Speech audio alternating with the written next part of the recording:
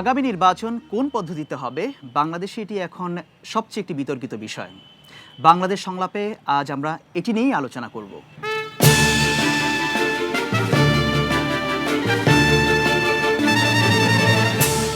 আজকের প্যানেলে রয়েছেন স্বরাষ্ট্রমন্ত্রী এবং আওয়ামী লীগের প্রেসিডিয়াম সদস্য মহিউদ্দিন খান আলমগীর, বিএনপির জাতীয় স্থায়ী কমিটির সদস্য এবং সাবেক আইনমন্ত্রী মওদুদ আহমদ, সাবেক নির্বাচন কমিশনার এম সাখাওয়াত হোসেন এবং জাহাঙ্গীরনগর বিশ্ববিদ্যালয়ের শিক্ষক নাসরিন খন্দকার।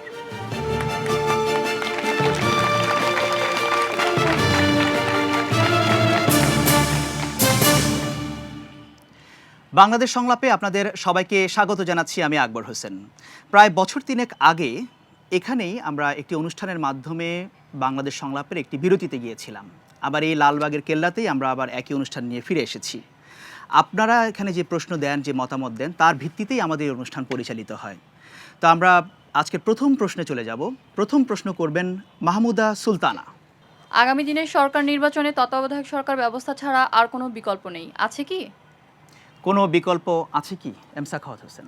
বিকল্প অনেক আছে, কিন্তু প্রথম যেটা হচ্ছে, এখন যে কনস্টিটিউশনে যেভাবে নির্বাচনের কথা লেখা আছে, এই সংসদ রেখে নির্বাচন করা, এটা নির্বাচন হবে, কিন্তু এটা ফেয়ার, ফ্রি এবং অ্যাকসেপ্টেবল হবে কিনা সেটা নিয়ে সন্দেহ। বিভিন্ন পার্লামেন্টারি ফর্ম অফ গভর্নমেন্ট যে সমস্ত বিভিন্ন দেশে আছে, সেখানে ইন্টারিম গভর্নমেন্ট হয় এবং আউটগোয়িং গভর্নমেন্ট পার্লামেন্ট ভাঙার পরে আউটগোয়িং গভর্নমেন্ট একটা ছোটো ইন্টারিম ফর্ম অফ গভর্নমেন্ট করেন এবং সেই সমস্ত দেশে ইলেকশন কমিশনকে অনেক পাওয়ার দেওয়া হয় এবং ইলেকশন কমিশন সেভাবে ইলেকশনটা পরিচালনা করে। কিন্তু এখানে তত্ত্বাবধায়ক সরকার যদি হয় অনেকটা ভালো হয়, আর তত্ত্বাবধায়ক সরকার যদি না হয় তাহলে আবার একটু অন্যরকম হয়। সেটার সমস্যাটা হচ্ছে, খুব সংক্ষেপে বলছি, আমাদের দেশে ইউনিটারি ফর্ম অফ গভর্নমেন্ট এবং এখানে যে সরকারি কর্মচারীরা আছেন অনেকেই হোলিয়ার দেন পোপ এবং দল, অর্থাৎ আপনি এটার মাধ্যমে কি বোঝাতে চাচ্ছেন? মানে অনেকেই বিভিন্ন দলের আইডিয়ালজিতে বিভক্ত। কাজে সেখানে একটা অসুবিধা হয়, নিউট্রালিটি, কারণ তারাই নির্বাচনটা করে ইনফ্যাক্ট মাঠে, তাদেরকে ওই রকমভাবে নিউট্রাল রাখতে গেলে একটা নিউট্রালিটির প্রশ্ন আছে। উনি যে প্রশ্নটা করেছেন যে বিকল্প কি আছে, বিকল্প হতে পারে, সেটা দুই পলিটিশিয়ান বলবেন। যেটা চলিত নিয়ম আছে সেটা হচ্ছে পার্লামেন্ট ভাঙে যাওয়ার পরে ইন্টারিম গভর্নমেন্ট ফর্ম। এখন এই ইন্টারিম গভর্নমেন্টটা বাংলাদেশে কীরকম হবে সেটা কিন্তু একটি চলমান রাজনৈতিক বিতর্ক। ধন্যবাদ আপনাকে। ব্যারিস্টার মওদুদ আহমেদ যে প্রশ্নটি করেছেন, কি বিকল্প আছে? আপনারা তো তত্ত্বাবধায়ক সরকার নিয়েই বলছেন। এখানে তো আমাদের বর্তমান সংবিধানের যে ব্যবস্থা করা হয়েছে পঞ্চদশ সংশোধনের মাধ্যমে, এখানে দুটো জিনিস আছে। একটা হলো সংসদ থাকা অবস্থা, আরেকটি সংসদের নির্বাচন হবে, যেটা আমার জ্ঞানে পৃথিবীর কোথাও নাই। সংসদ হবে, সংসদ ভেঙে দেওয়ার পরে নতুন সংসদের নির্বাচন হবে। আর দ্বিতীয় হলো যে একটা দলীয় সরকার অধীনে নির্বাচন হবে, যারা এখন সরকারে আছেন তারাই নির্বাচন করবেন। আমরা কেন এই পরিবর্তনটা এনেছিলাম, এটার একটা ইতিহাস আছে।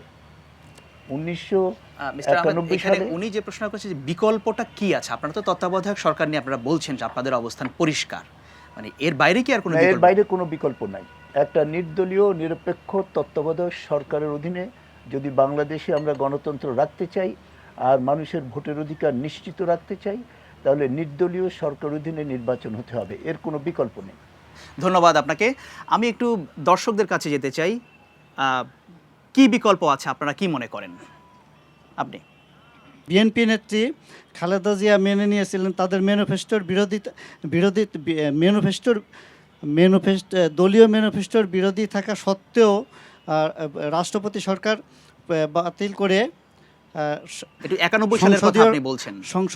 সংসদীয় মন্ত্রী পরিষদ শাসিত সরকার গঠন করতে বাধ্য হয়েছিলেন শুধুমাত্র এরশাদ সাহেবকে ঠেকানোর জন্য।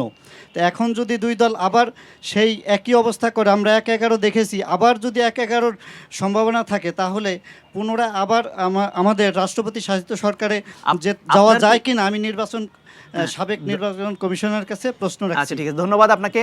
আমি আর কি বলতে চান? একদম পেছনে হাত তুলেছেন আপনি। যেহেতু সরকার একটা সময়ের পরিপ্রেক্ষিতে একটা তত্ত্বাবধায়ক সরকার নিয়ে এসেছিলেন, সেই ক্ষেত্রে আবার মনে হয় যে আবার একটা তত্ত্বাবধায়ক সরকারের অধীনে নির্বাচন হয়ে পরবর্তীতে যে কোনো গভর্নমেন্টের আন্ডারে হইতে পারে, এরকম একটা সলিউশনে আসা যাইতে পারে, যেটা হচ্ছে যে এখন সেটা নিয়ে উভয় দল কাজ করতে পারে। ধন্যবাদ আপনাকে। তুলেছেন একসাথে দুইজন, আমরা একজনকে দিচ্ছি প্রথমে, আপনার কাছে পরে আসবো। আপনি জি।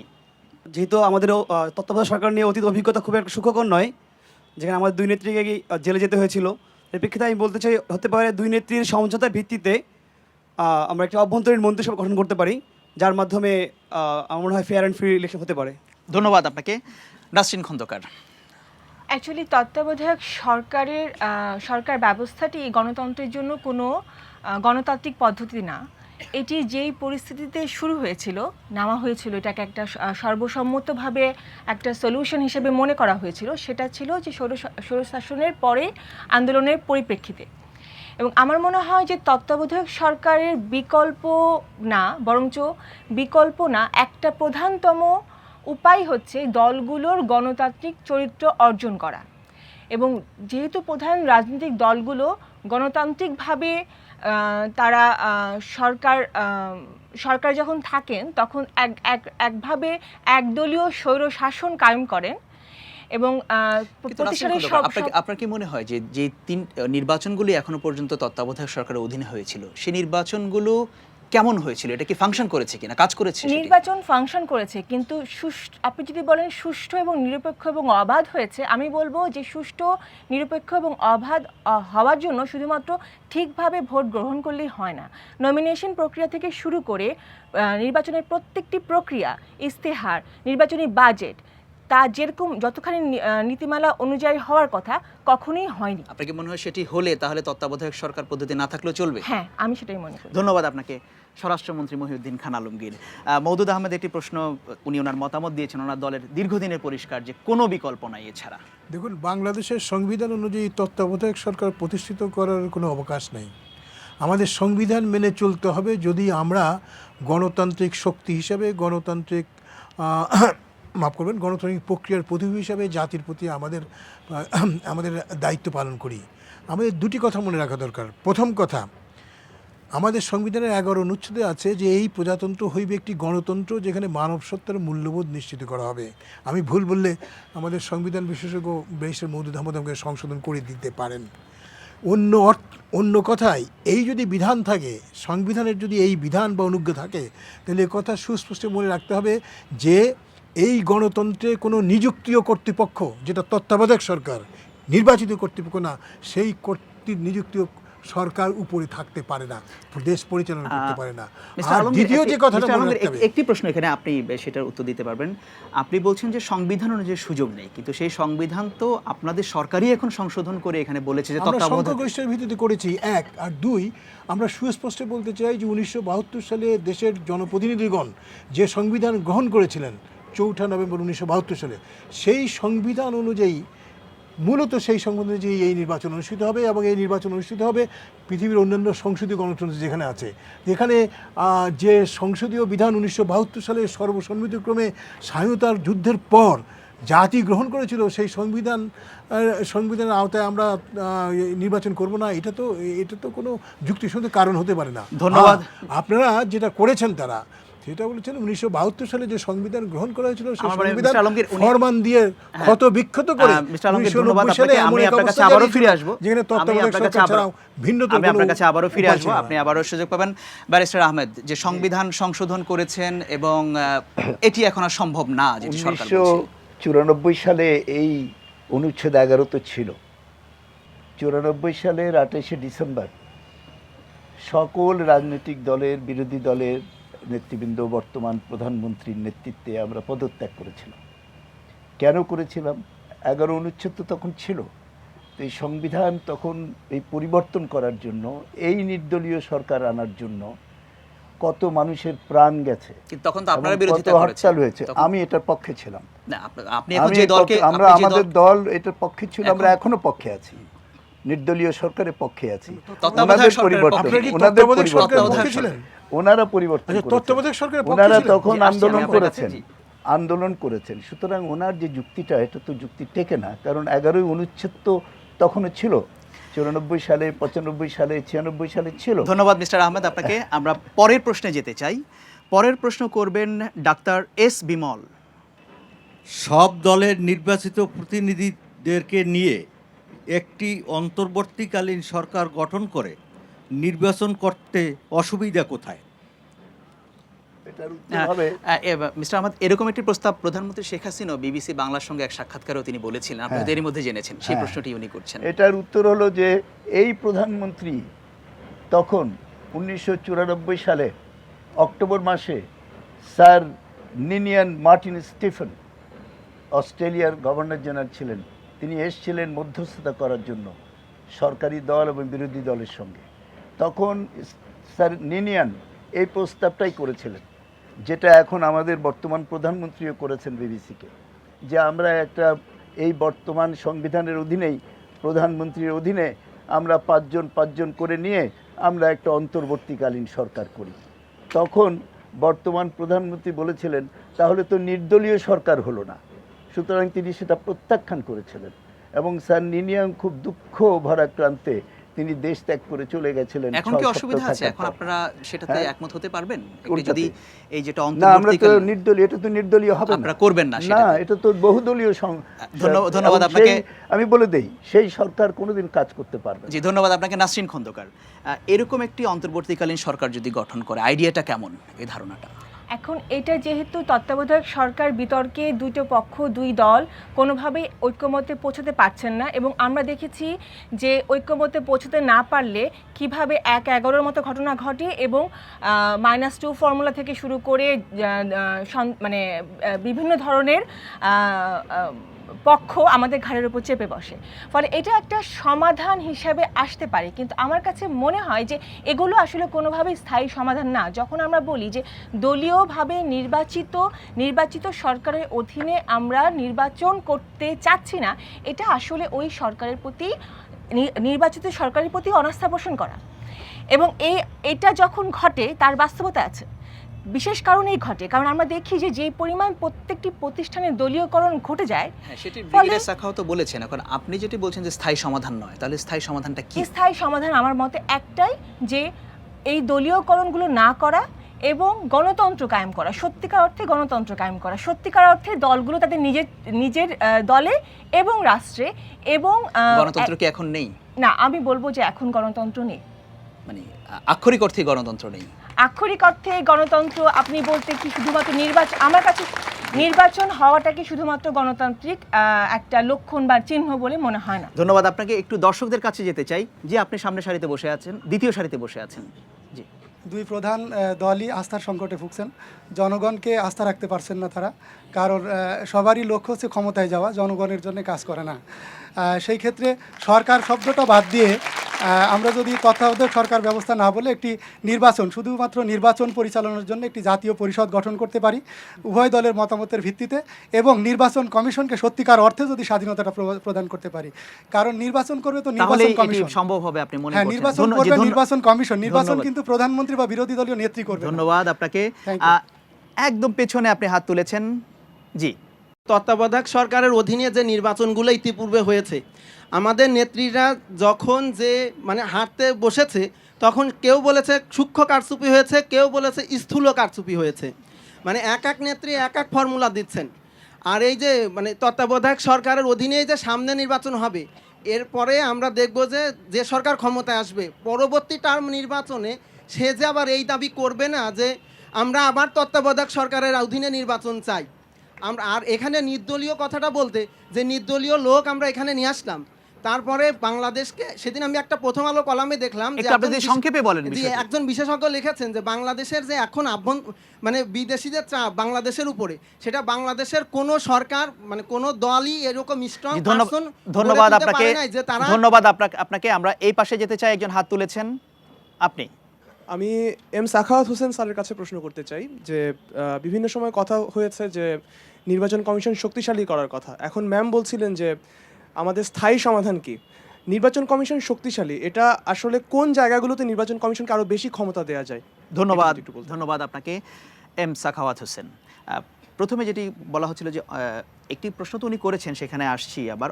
একটি অন্তর্বর্তীকালীন সরকার, সর্বদলীয় অন্তর্বর্তীকালীন সরকার প্রসঙ্গে বলা হচ্ছে, তার চরিত্রটা কি হবে? প্রথম কথা হচ্ছে যে আমি ইলেকশন কমিশন আমার এক্সপিরিয়েন্স থেকে বলছি, তার চরিত্রটা কি হবে। দুই পার্টি মিলে যদি কথার কথা যে এগ্রি করে গেলেন যে সংসদও থাকবে, আমরা নির্বাচিত যারা আছি তারা মিলে একটা সরকার গঠন করব।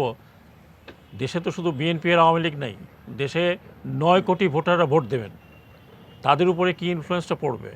দেশে আরও অন্যান্য পার্টি আছে যারা ইলেকশন করবেন, তাদের উপরে কি ইনফ্লুয়েন্সটা পড়বে? ইলেকশন কমিশনের 12 লক্ষ লোক লাগে এই জাতীয় সংসদ নির্বাচন করতে।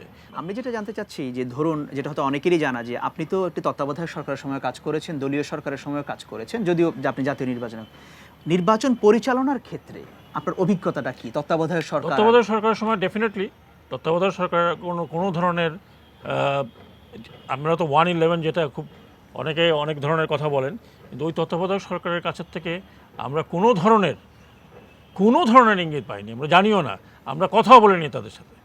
শুধু আমাদের কয়েকটা মিটিং হয়েছিল, অত্যন্ত গুরুত্বপূর্ণ মিটিং, যেখানে আমরা বলেছিলাম যে আপনারা এখন একটু চুপচাপ থাকেন, আমাদেরকে হ্যান্ডেল করতে দেন। আর এবার কি পেয়েছিলেন যে দলীয় বর্তমান সরকারের সময়, বর্তমান সরকারের সময় বিষয়টা হলো যে উনি তো করবেন না, যারা টপ লেভেলে আছেন তারা তো ইন্টারফেয়ার করেন না, তারা কখনোই করেননি।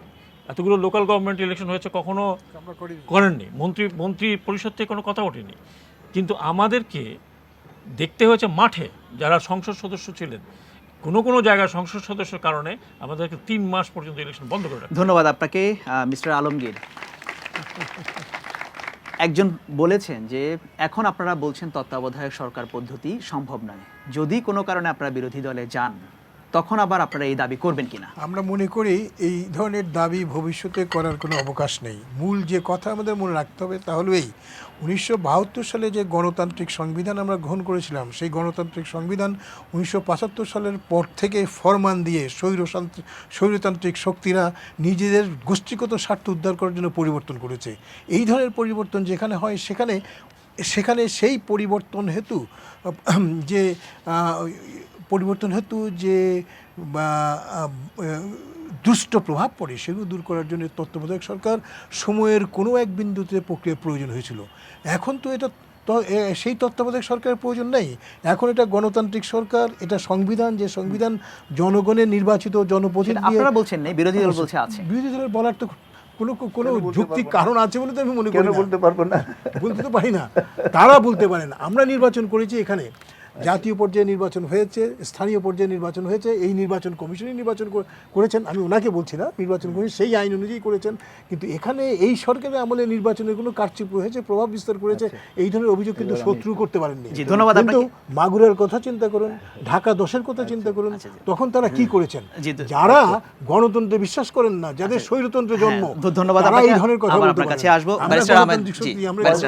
75 সালের পরে তো সংবিধান পরিবর্তন হয় নাই, আপনি বোধহয় ভুলে গেছেন যে এই আওয়ামী লীগ সরকারই 1975 সালের 25শে জানুয়ারিতে সংবিধানকে খণ্ড বিখণ্ড করে দেশে একদলীয় একনায়কত্ব স্বৈরাচারী বাকশালী শাসন ব্যবস্থা কায়েম করেছিল। জি জনাব, সেটা জনপ্রতিনিধিরা হয়েছিল, ফরমান দিয়ে হয় নাই। জনপ্রতিনিধি করুক আর যেই করুক, সংবিধানকে বাংলাদেশের মূল যে চেতনা, স্বাধীনতা যুদ্ধের চেতনা, স্বাধীনতার চেতনা, মুক্তিযুদ্ধের চেতনা, সবকে একেবারে ধুলায় মিশিয়ে দেওয়া হয়েছিল একদলীয় শাসন কায়েম করে। বাংলাদেশের মানুষ কি আপনাদেরকে ম্যান্ডেট দিয়েছিল 73 সালের নির্বাচনে যে আপনারা গণতন্ত্র সব ধ্বংস করে দিয়ে একদলীয় শাসন কায়েম করবেন? সেটা তো ম্যান্ডেট ছিল না। সুতরাং আপনারা জনগণের ম্যান্ডেটের বিরুদ্ধে কাজ করেছেন। সুতরাং উনি আরেকটা কথা বলেছেন, সেটা বলা দরকার, যে উনি বলছেন যে আমাদের এখন পরিবর্তন হয়ে গেছে, ওনারা জাস্টিফাই করতে চান যে এখন আগের অবস্থা নাই। আমরা অসহিষ্ণুতা, পারস্পরিক অসহিষ্ণুতা এবং অবিশ্বাসের কারণেই পৃথিবীর কোথাও যে ব্যবস্থা নাই, সে ব্যবস্থা একটা আন্দোলনের মাধ্যমে আমরা প্রতিষ্ঠা করেছিলাম এই নির্দলীয়। ধন্যবাদ আপনাকে। এখানে সেই সরকারের যারা প্রবক্তা ছিলেন তারা আজকে বলছেন যে অবস্থার পরিবর্তন হয়েছে অনলি বিকজ তারা ক্ষমতা আছে বলে এই কথাটা বলছেন। ধন্যবাদ আপনাকে। ধন্যবাদ। আমি আসছি আবার আপনাদের প্যানেলের কাছে। এই অনুষ্ঠানে যেসব বিষয় নিয়ে আলোচনা হচ্ছে এ নিয়ে যদি আপনারা মতামত প্রকাশ করতে চান তাহলে bbcbangla.com এই ঠিকানায়, এই ওয়েবসাইটে গিয়ে আপনি আপনার মতামত প্রকাশ করতে পারেন। এছাড়া ফেসবুকে বিবিসি বাংলা সামাজিক ফোরাম, সেখানেও এই অনুষ্ঠান সম্পর্কে আপনারা তথ্য পেতে পারেন এবং মতামত দিতে পারেন। আমরা যাচ্ছি পরের প্রশ্নে। তিনি হচ্ছেন কুহেলি সুলতানা। নির্বাচনের আগে দুই দলের মধ্যে নির্বাচন নিয়ে যে দ্বন্দ্ব সৃষ্টি হয় তা সেনাবাহিনীকে ক্ষমতা গ্রহণের সুযোগ করে দিতে পারে কি? ধন্যবাদ। ধন্যবাদ আপনাকে। স্বরাষ্ট্রমন্ত্রী, ১/১১-র আশঙ্কা যারা করা হচ্ছে। সেনাবাহিনীর শক্তিকে বিপথে পরিচালিত করে অতীতে রাষ্ট্রীয় শক্তি কুক্ষিগত করেছিল, তারা করতে পারেন। আমরা গণতান্ত্রিক শক্তি এবং আমরা মনে করি আমাদের এই প্রক্রিয়ায়, এই গণতান্ত্রিক পদ্ধতিতে সেনাবাহিনী কিংবা নিরাপত্তা বাহিনী কিংবা কোনো স্বৈরতান্ত্রিক শক্তির নতুন করে রাষ্ট্রীয় ক্ষমতা দখল করার কোনো পরিধি নেই। বর্তমানে নেই আপনি বলছেন, কিন্তু আপনাদের দলের তরফ থেকে তো বিভিন্ন সময় আশঙ্কা অনেক বলতে নেতা পারি, বলছেন। কিন্তু সুস্পষ্ট বলতে পারি আমি স্বরাষ্ট্রমন্ত্রী হিসাবে, যারা এই ধরনের স্বৈরতান্ত্রিক শক্তির প্রতিবেশী অতীতে কাজ করেছেন, এখনো কাজ করছেন, তাদের সর্বাত্মক শক্তি দিয়ে দমন করার জন্য আমরা দৃঢ় প্রতিজ্ঞ। ধন্যবাদ। এখন আমাকে তো প্রশ্ন করা হয়েছে, আমি এটার উত্তর দিই। 1982 সালে যখন হোসেন মোহাম্মদ এরশাদ ক্ষমতা দখল করেছিলেন, তখন আমাদের বর্তমান প্রধানমন্ত্রী বলেছিলেন, আই এম নট আনহ্যাপি। আর এইবার যখন ১/১১-র পরে মঈনুদ্দিন ফখরুদ্দিন ক্ষমতা নিলেন, তখনও তারা তাদেরকে সমর্থন দিয়ে বলেছিলেন যেটা হলো আমাদের আন্দোলনের ফসল।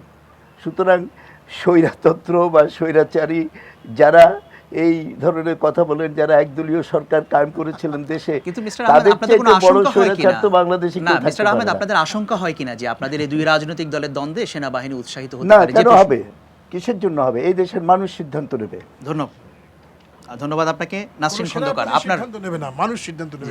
আসছি আপনাদের কাছে। নাসরিন খন্দকার, সেটাই বলেছি। কিংবা সেনাপতি কোনো দল গঠন করবে না। আমরা আসবো আপনাদের কাছে, আবার প্রতিরোধ করব। যে আমরা আসবো আবার আপনাদের কাছে। আমরা ১/১১-র অভিজ্ঞতা থেকে বলতে পারি যে এরকম পরিস্থিতি আমাদের যেহেতু আগেও সৃষ্টি হয়েছে, সুতরাং ভবিষ্যতেও সৃষ্টি হতে পারে, এবং এই ধরনের পরিস্থিতির সুযোগ নেওয়ার জন্য সেনাবাহিনী থেকে শুরু করে বিভিন্ন মহল, আমরা দেখেছি ইতিপূর্বে যে দূতাবাস সহ সিভিল সোসাইটি, যারা কিনা জনগণের সঙ্গে আসলে সম্পৃক্ত নন কিন্তু একটা এলিট ক্লাসের প্রতিনিধিত্ব করেন, তারা এই দুই দলের বাইরে গিয়ে তৃতীয় শক্তির সৃষ্টি করবার নামে একটা গণবিচ্ছিন্ন সরকার আমাদের 2 বছর আমাদেরকে ভুগিয়েছেন।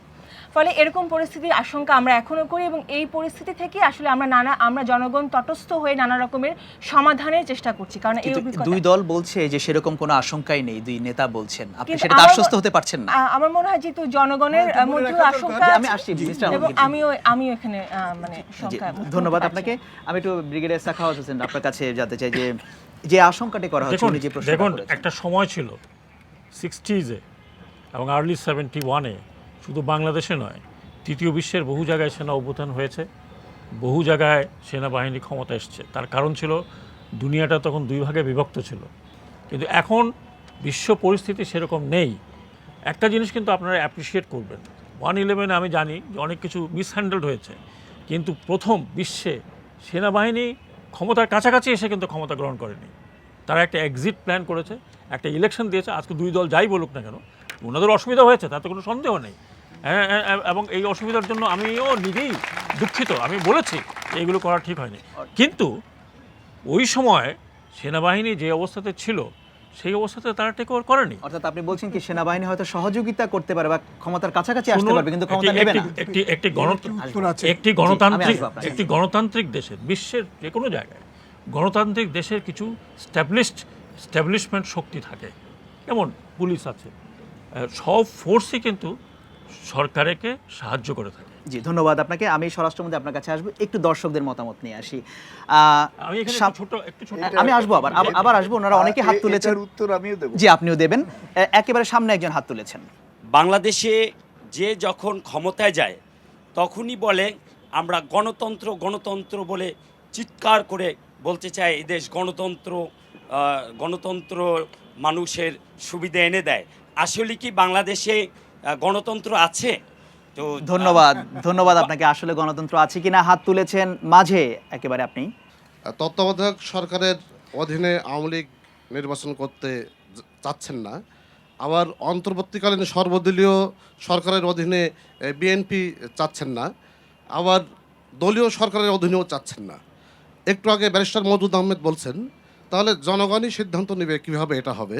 তাহলে আমরা কি বলতে পারি না যে এটা তাহলে গণভোটের মাধ্যমে জনগণের দ্বারা সিদ্ধান্ত নেওয়া হোক যে ধন্যবাদ এবং আপনাকে। যে আপনার আরেকটু প্লিজ আপনার মতামতটি বুঝতে পেরেছি, অনেকে হাত তুলেছেন, আমি সামনের সারিতে দেখতে চাই একজন। আপনি বসেছেন, আমরা সম্ভবত এই প্রথম কোনো একজন নারী তিনি হাত তুলেছেন মতামত দেওয়ার জন্য। বর্তমান সরকার যদি যেই অধীনে নির্বাচন করতে চাচ্ছেন আর বিরোধী দলীয়রা যদি সেটা মেনে না নেন, সেক্ষেত্রে দেখা গেল তো যখন দেশকে অচল করে দিবে নির্বাচন তত্ত্বাবধায়কের আন্ডারে করার জন্য, তখন তো সেই ক্ষেত্রে সেনাবাহিনী আস্তে করে ঢুকে যাবে এবং তারাই পথটা তৈরি করে দিবে। কিন্তু ওনারা যে বলছেন সেটা হবে না, আপনি কি এটা হবে না, এটা আমাদের জনগণ আসলে আমরা এটা আস্থা রাখতে পারছি না, কারণ আমাদের দেশ যখন অচল করে দিবে তখন সাধারণত এটা আমরা তখন ওইটাই চাবো। আচ্ছা, ধন্যবাদ আপনাকে। একেবারে মাঝখান সারিতে হাত তুলেছেন আপনি। জি, আমরা সাধারণ নাগরিক কিন্তু সবসময় চাই একটা সুষ্ঠু নির্বাচন যেটা আমাদের দেশকে সামনের দিকে এগিয়ে নিয়ে যাবে। বারবার এই একটা ইস্যু বা এই ধরনের ইস্যুগুলো ক্রিয়েট হয়ে কিন্তু আমরা পিছিয়ে যাচ্ছি। এখন সরকারের পক্ষ থেকে কোনো পদক্ষেপ আছে কি না যে সবগুলা দলকে একসাথে নিয়ে সমঝোতে এসে একটা সুন্দর পন্থা একমত হয়ে দেশকে আগিয়ে নিয়ে যাওয়ার জন্য আমাদের সকল মানুষের যে দাবিটা সেটার জন্য মানে সেই প্রতিষ্ঠা একটা সুষ্ঠু সুন্দর নির্বাচনের জন্য কোনো পদক্ষেপ বা কিছু নিতে যাচ্ছেন কিনা আমি স্বরাষ্ট্রমন্ত্রী সাহেবের কাছে জানতে চাই। ধন্যবাদ আপনাকে। আমরা আপনাদের কাছে আবারও ফিরে আসবো স্বরাষ্ট্রমন্ত্রী মহিউদ্দিন খান আলমগীর। যে আশঙ্কা করা হচ্ছে ঠিক সেনাবাহিনী নয়, সেনা সমর্থিত সরকারের ব্যাপার বা সেনাবাহিনীর কোনো অংশগ্রহণ। দেখুন, আমি সুস্পষ্টই বলতে চাই, যারা বলছেন যে সেনাবাহিনীর আসার সম্ভাবনা আছে কিংবা ওই পরিস্থিতিতে সেনাবাহিনী আসতে পারে, তাদেরকে আমাদের দণ্ডবিধির 124 ধারা আমি স্মরণ করে দিতে চাই। এই ধরনের কোনো কথা বলার কোনো এখতিয়ার সে সরকারের সাবেক কর্মচারী কর্মকর্তারও নাই, আমাদেরও নাই। তারা তো সেটা বলছেন না, বলছেন যে এরকম পরিস্থিতি হতে পারে কিনা 111 এর মতো। এটা সেনাবাহিনীর দায়িত্ব না, দেশ পরিচালনার রাজনীতি পর্যায়ে আত্মীয় না, এটা তাদের মানতে হবে, বুঝতে হবে। এবং যারা এই ধরনের কাজ করেছেন অতীতে, তাদের সকলকে দেশের প্রচলিত আইনে বিচারের সম্মুখীন করা দরকার। আপনার সেই বিশ্ববিদ্যালয়ের শিক্ষক সমিতির সাবেক সভাপতি ইয়াজউদ্দিন আহমেদ, তিনি কি করেছেন? তিনি সেনাবাহিনীকে যদি সহায়তা করে থাকেন, তাদের অনুচর হিসাবে যদি কাজ করে থাকেন, আমি বলি তারও বিচার হওয়া উচিত। ঠিক তেমনি ফখরুদ্দিন আহমেদ, যিনি বিশ্বব্যাংক থেকে এখানে নাজেল হয়েছিলেন, তিনি, এবং মনে রাখবেন ফখরুদ্দিন কিন্তু মার্কিন যুক্তরাষ্ট্রের নাগরিক, সে কথা গোপন করে তিনি প্রধান উপদেষ্টার পদ নিয়েছিলেন, মিথ্যাচার করেছিলেন, তারও বিচার হওয়া উচিত। ধন্যবাদ। এবং যে সেনাবাহিনী প্রধান এ কাজে গিয়েছিলেন, আপনারা কি মনে করেন তিনি সামাল দিতে পারলে তিনি সরে আসতেন? যখন দেখেছেন যে জনগণ এটা মানবে না, বাংলাদেশের গণতান্ত্রিক শক্তি এটা মানবে না, সকল মানুষ গণতান্ত্রিক অধিকার আপনি বলছেন যে এরকম বিচার হওয়া দরকার, কিন্তু আপনাদের দল প্রধানমন্ত্রীও বারবার বলেছেন যে কোনো করছেন না। আমরা বিচারের দাবি করেছি এবং নিশ্চয়ই আপনারা দেখবেন অনেক অবিচারের বিচার, হত্যা। ধন্যবাদ আপনাকে। মিস্টার আহমেদ, আপনি? আমি তো সম্পূর্ণভাবে ওনার সঙ্গে একমত এই ব্যাপারে, কারণ সেই মাইনুদ্দিন ফখরুদ্দিন একটা অসাংবিধানিক বেআইনি সরকার ছিল, ইয়াজউদ্দিন সহ।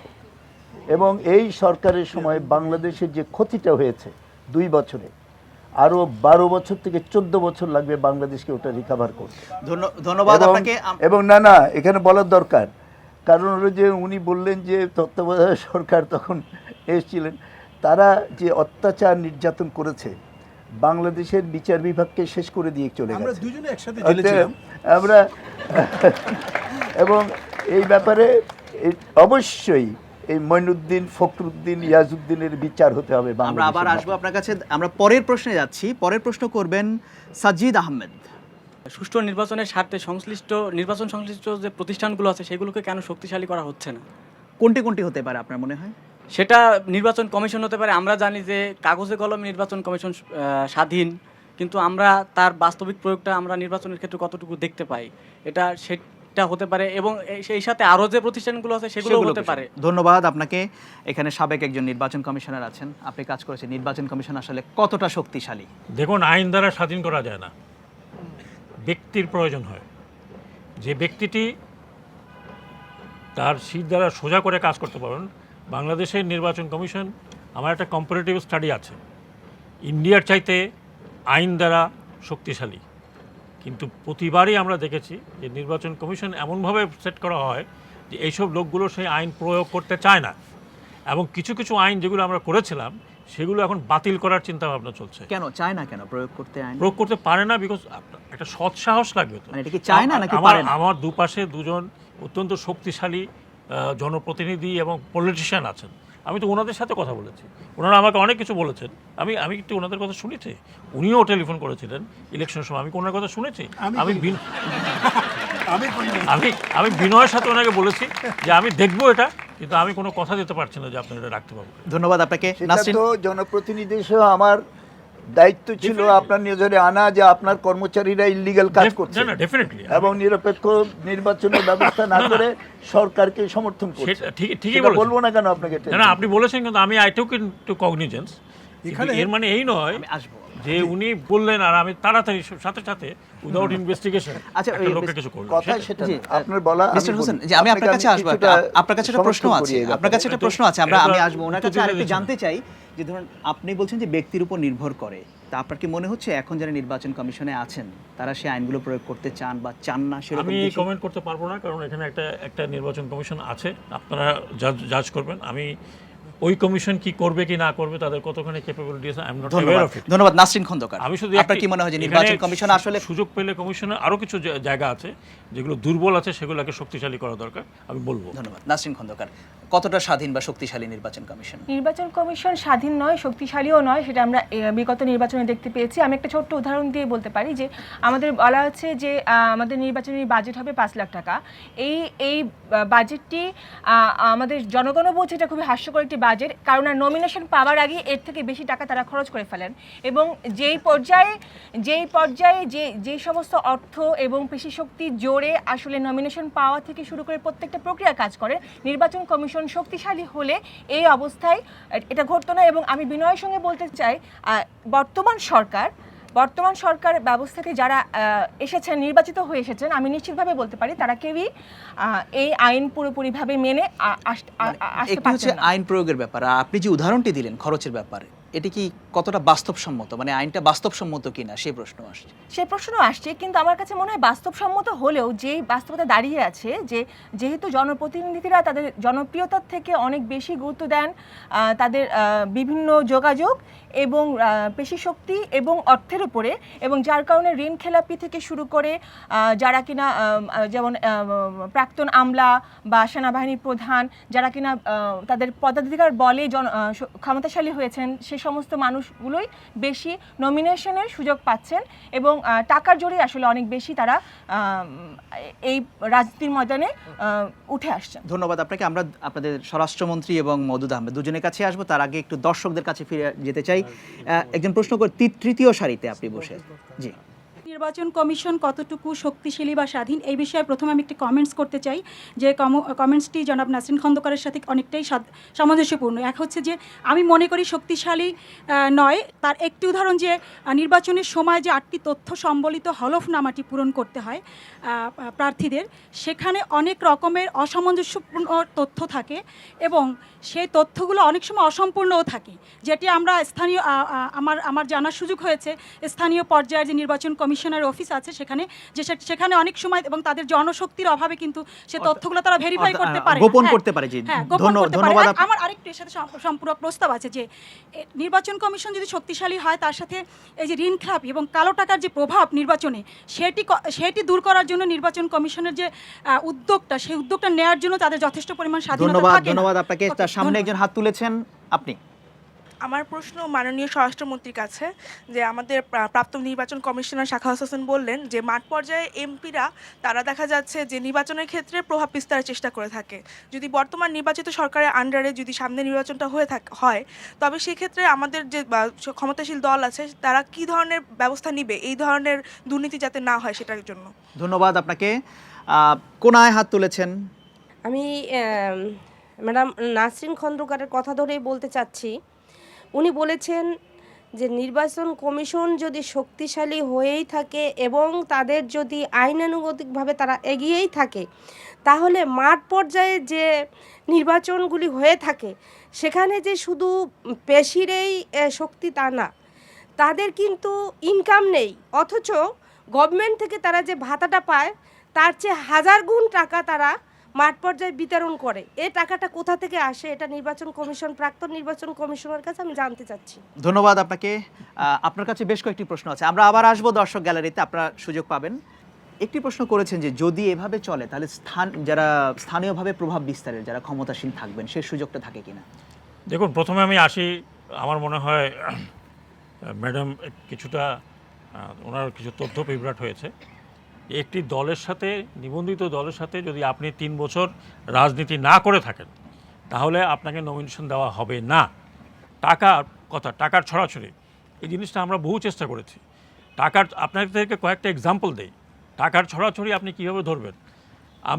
আমরা রাজশাহী ইলেকশনে হঠাৎ শুনতে পারলাম যে ওখানে টাকা দেওয়া হচ্ছে ফ্ল্যাক্সি লোড করে। এখন এই ফ্ল্যাক্সি লোড বন্ধ করতে গেলে, আমরা বন্ধ করতে যাচ্ছিলাম, ফ্ল্যাক্সি লোড বন্ধ করতে গেলে কোনো হরতাল হয়ে যাবে, আইনে নাই, আইনের মধ্যে নাই। দ্বিতীয়ত হচ্ছে এই যে টাকাগুলো খরচ হয় প্রত্যেকে কিন্তু এখন 5 লক্ষ নয়, এখন 15 লক্ষ, এবং আমরা 25 লক্ষ সাজেস্ট করে আসছি।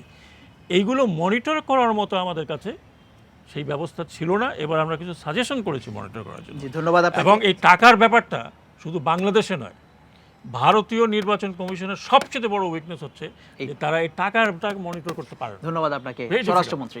যে একটি খুব গুরুত্বপূর্ণ প্রশ্ন তুলেছেন যে যদি এভাবে থাকে তাহলে স্থানীয় পর্যায়ে যারা থাকবেন তাদের প্রভাব বিস্তারের কোনো সুযোগ থাকে কিনা, অর্থাৎ দলীয় সরকারের অধীনে যদি নির্বাচন হয়। দলীয় সরকারের অধীনে নির্বাচন হবে, আমরা দল করেই আমাদের যে রাজনৈতিক মতবাদে আমি বিশ্বাসী সেই রাজনৈতিক দল প্রসারিত করার জন্যে, অন্যকে দিয়ে অন্যের কাছে প্রচার করার জন্যে। কাজে দলকে বাদ দিয়ে তো নির্বাচন হবে না। সেটি বলছি, প্রভাব বিস্তারের প্রভাব তো বিস্তার করবেই, আমি তো প্রভাব বিস্তার করতেই চাই, আমার মত আপনাকে দিয়ে গ্রহণ করাতে চাই। কাজে যে প্রভাব বিস্তার সম্পর্কিত যে কথাগুলো বলা হয় এটা বোধহয় ঠিক নয়। আমি শুধু একটি মন্তব্য করব নির্বাচন কমিশন সম্পর্কে। আমি পৃথিবীর প্রায় সকল নির্বাচন কমিশনের কার্যকলাপ এবং তাদের আইনগুলো দেখেছি, এবং সেই প্রেক্ষিতে আমার বলতে কোনো দ্বিধা নেই, বাংলাদেশের নির্বাচন কমিশন এখন সবচেয়ে শক্তিশালী প্রতিষ্ঠান। যে আইনগুলো আছে, যে আইনের ভিত্তিতে তারা কাজ করতে পারেন, এই আইন অন্য কোনো প্রতিষ্ঠানকে বাংলাদেশে এত ক্ষমতা দেয় নাই। তবে হ্যাঁ, একটি কথা আছে, যে কথাটি ব্রিগেডিয়ার সাখাওয়াত ইতিমধ্যে বলেছেন, যে আইন আছে, আইনটা প্রয়োগ করতে হবে। প্রয়োগ করতে হলে ওই পেছনে শিরদাঁড়ার ভিতর যাদের লৌহকণিকার পরিমাণ কম তারা করতে পারবেন না, শক্তিশালী লোক থাকবে, সেশনের মতো লোক লাগবে। ভারতে যেটা করেছেন সেই ধরনের লোক যদি আমরা এখানে করি এবং সেই ধরনের লোকের কার্যক্রমের ভিত্তিতে যদি একটু ঐতিহ্য করে তুলি, তাহলে এখন আমরা যে অপারগতার গ্লানি মাঝে মাঝে দেখছি সেই গ্লানি আমাদের দেখতে। ধন্যবাদ আপনাকে মিস্টার আহমেদ। নির্বাচন কমিশন শক্তিশালী হলে কেয়ারটেকার গভর্নমেন্টের বা তত্ত্বাবধায়ক সরকার দরকার আছে কি? কোনো রাজনৈতিক সরকারের অধীনে কোনো নির্বাচন কমিশন নিরপেক্ষভাবে কাজ করতে পারবে না। নির্বাচন করে কে আমাদের দেশে? ডিসি, এসপি, ওসি, সিও, এই থানার পুলিশ, ওরাই নির্বাচন করে। তারা যদি দলীয় সরকারের অধীনে নির্বাচন হলে প্রশাসন নিরপেক্ষ হবে না। আমরা চাই শুধু তত্ত্বাবধায়ক নির্দলীয় সরকার নয়, নির্দলীয় প্রশাসন থাকবে। পুলিশ নির্দলীয় হতে হবে। দলীয় প্রশাসন যদি থাকে আর দলীয় পুলিশ যদি থাকে, ওই হাজার আপনি নির্বাচন কমিশনকে হাজার ক্ষমতা দেন, কোনো লাভ সম্ভব হবে না বলে আপনি মনে করছেন? এমপির প্রভাব না, ওই এসপিডিসিদের প্রভাবে নির্বাচন আমরা জয় পরাজয়। ধন্যবাদ আপনাকে। আমরা পরের প্রশ্নে যেতে চাই। পরের প্রশ্ন করবেন মোহাম্মদ আশরাফ হারুন। আপনাদের ভিতর রাজনৈতিক মতের এবং আদর্শ তো অমিল থাকা সত্ত্বেও একটা বিষয়ে সকলেই একমত যে আগামী নির্বাচন অবাধ, সুষ্ঠু এবং গ্রহণযোগ্য হওয়া উচিত। তাহলে কেন আপনারা উভয় পক্ষ একসাথে বসে এই বিষয়টি গ্রহণযোগ্য সমাধানে আসছেন না? ধন্যবাদ আপনাকে। আমরা আপনাদের দুজনের কাছে আসবো, আমাদের হাতে সময় শেষ হয়ে এসেছে। প্রথমে আমি সাবেক নির্বাচন কমিশনার মিস্টার হোসেন, এটা উচিত কিনা দুই দলের একসঙ্গে বসে? আমি তো মনে করি বৃহত্তর দুটি দল আমাদের দেশে, বা যেমনি হোক দুই দলের মধ্যেই আমরা আছি। বাকিগুলো কোনোটা 7% ভোট, কোনোটা 4% ভোট, আর বাকিগুলোর 0.1%ও নেই। তো কাজেই এই দুটি দলই কিন্তু যদি একসাথে বসেন এবং তাদের যে ডিফারেন্সগুলো আছে সেই ডিফারেন্সগুলো যদি পলিটিক্যাল সংলাপের মাধ্যমে ওনারা একটা কাছাকাছি আসতে পারেন, তাতেই দেশের মঙ্গল হবে। কিন্তু এই ধরনের বৈরিতা এবং এই ধরনের পোলস অ্যাপার্ট এই দুটি দল হলে বাকি সব দলই কিন্তু পোলারাইজেশন হয়ে যায়। কেউ 18 দল, কেউ 20 দল, কারণ তাদের কোনো অস্তিত্ব নেই বাংলাদেশে বলতে গেলে। ধন্যবাদ আপনাকে। নাসরিন খন্দকার, সংক্ষেপে যদি বলেন যে কোনো সংলাপে বসার সম্ভাবনা আপনি দেখেন কিনা? আমি মনে করি অবশ্যই এটা খুবই কাজের একটা পন্থা হতে পারে, তবে তার থেকেও বেশি কাজে আমি মনে করি যেহেতু মানুষ ভোট দিয়ে একটা সংসদ তৈরি করেছে বা সংসদ প্রতিনিধিত্ব করে, ফলে এই আলোচনা আসলে সংসদেই হওয়া উচিত। এবং আমি মনে করি যে যদি সংসদে সংখ্যাগরিষ্ঠ আসন সরকারের হয়ে থাকে তার মানে এই না যে তারা এখানে একদলীয় একনায়কতন্ত্র কায়েম করবে, কিন্তু আমরা আসলে তাই হতে দেখি। কিন্তু তা না হলে, কারণ আপনি বলছেন দুটো দলের কথা, দুটো দল কিন্তু আসলে পুরো দেশকে প্রতিনিধিত্ব করছে না। দুই দলে আমরা ভাগ হয়ে যেতে বাধ্য হয়েছি। আমাদের অবস্থা হয়েছে যে জলের কুমির ডাঙায় বাঘের মতো, ফলে আমাদের এখন এই দুটো দলের মুখোমুখি হয়ে থাকতে হচ্ছে। কিন্তু দুটো দল তো আসলে আমাদের দেশের সব মানুষের প্রতিনিধিত্ব করে না, আমাদের বেশিরভাগ মানুষের প্রতিনিধিত্ব করে বলা হচ্ছে। আমি দুই দলের কাছে আসবো। কোনায় হাত তুলেছেন, একদম হাত তোলা, আপনি বসুন, তার পেছনে একজন তুলেছেন। তত্ত্বাবধায়ক সরকার নিয়ে আমরা এখানে আলোচনা করতেছি। মাননীয় বিরোধী দলের দায়িত্বশীল একজন নেতা এখানে উপস্থিত হয়েছেন, সরকার দলীয় নেতাও আছেন। তো এই জিনিসটা কেন আমরা সংসদে দেখি না? সংসদ অকার্যকর করে আমরা টিভি, টেলিভিশন, টকশোতে বা রাস্তাঘাট বা পল্টন ময়দানে আমরা এই আলোচনা সমালোচনা কেন দেখি? আমাদের সংসদকে অকার্যকর হয়ে যাচ্ছে তাহলে। ধন্যবাদ আপনাকে। মাঝখানে একজন হাত তুলেছেন। আমরা তো গত নির্বাচনে দেখেছি বিএনপির ভরাডুবি, আমরা জনগণ দেখেছি। যেহেতু আমরা এখন বর্তমান সরকার, আমরা বলছি যে নিরপেক্ষ নির্দলীয় সরকার দরকার নাই, আমরাই যথেষ্ট। আমাদের অধীনে নির্বাচন হলেই নির্বাচন সুষ্ঠু হবে, বর্তমান সরকার এটাই বলছেন। কিন্তু বাংলাদেশ নদীমাতৃক দেশ, আমরা সেটা জানি। বাংলাদেশ নদীমাতৃক দেশ সেহেতু আমরা সবাই কিন্তু সাঁতার জানি। একটু সংক্ষেপ করতে হবে। আমরা সবাই যেহেতু সাঁতার জানি, আমাদের স্বরাষ্ট্রমন্ত্রী মহোদয় এবং মাননীয় প্রধানমন্ত্রী মহোদয়কে এটাই জানাতে যাচ্ছি যে আমরা জনগণ বারবার কি সাঁতার দিয়ে আপনাদের নৌকাতে উঠব? ধন্যবাদ আপনাকে। মিস্টার আহমেদ, যেটি আলোচনা হচ্ছিল যে প্রথম কথা হচ্ছে সংলাপের কোনো সম্ভাবনা আছে কিনা, যে আপনারা বসতে চান কিনা। আসলে অবশ্যই যদি সরকার বাস্তবতা স্বীকার করে নিয়ে যদি একটু এই সিদ্ধান্তে আসেন যে দলীয় সরকার অধীনে নির্বাচন করলে সে নির্বাচনটা অর্থবহ হবে না, যদি এই রিয়েলাইজেশন তাদের আসেন, তাহলে অবশ্যই আলোচনার পথ সুগম হবে। তারা যদি বলেন যে হ্যাঁ আমরা একটা সুষ্ঠু নির্বাচন করতে চাই, একটা নির্দলীয় সরকার অধীনে নির্বাচন করতে চাই, আমরা অবশ্যই সহযোগিতা করব। এবং সংসদে হোক, সংসদের বাইরে হোক, আমরা অবশ্যই বসতে রাজি আছি। কিন্তু আপনাদের শর্ত হচ্ছে যে আগে ওটি মানতে হবে যে নির্দলীয়। না মানলে কি আলোচনা করব? তারা আগে বলবে তো, কারণ এটা তো ছিল বিধান। তারা জনগণের ম্যান্ডেট না নিয়ে একতরফাভাবে সংবিধান সংশোধন করে তারা ওটা বাতিল করে দিয়েছেন। তো যারা বাতিল করে দিয়েছেন তাদের উপরে তো দায়িত্ব আসে। আমি তো সরকারে নাই, আমার সংসদে তো 2/3 মেজরিটি নাই, আমি যে একটা প্রস্তাব করে সেটা পাশ করাতে পারবো ওনাদের সহযোগিতা ছাড়া পারবো? ধন্যবাদ। ওনাদের উপরেই তো আমাদের হাতে সময় শেষ হয়ে আসছে। স্বরাষ্ট্রমন্ত্রী মিস্টার আলমগীর। মধু সাহেব যে কথাটি বললেন তার বিপরীতে আমার মন্তব্য এই যে হ্যাঁ, আমরা সংখ্যাগরিষ্ঠ লোক, সংখ্যাগরিষ্ঠ প্রতিনিধি জনসাধারণ আমাদের নির্বাচিত করেছে। আপনার 350 আসন বিশিষ্ট সংসদে আপনি 30 জন, কাজে আপনি সংখ্যাগরিষ্ঠ জনগণের প্রতিনিধি নন, তাদের মতেরও প্রতিফলক নন। আমরা আপনাদেরকে আহ্বান জানিয়েছিলাম যে যখন এটা সংশোধন করি, আপনার আহ্বানে সাড়া দেননি। এখন এটা সংবিধানের অংশ, এই সংবিধানের বিধানকে মেনে নিয়ে নির্বাচন প্রক্রিয়াকে স্বচ্ছ কীভাবে করা যায়, সুষ্ঠু কীভাবে করা যায়, কোথায় নির্বাচন সংক্রান্ত আইন সংশোধন করা দরকার, বিধি করা দরকার, তার জন্য আলোচনায় আসুন, আমরা আলোচনায় বসতে পারি।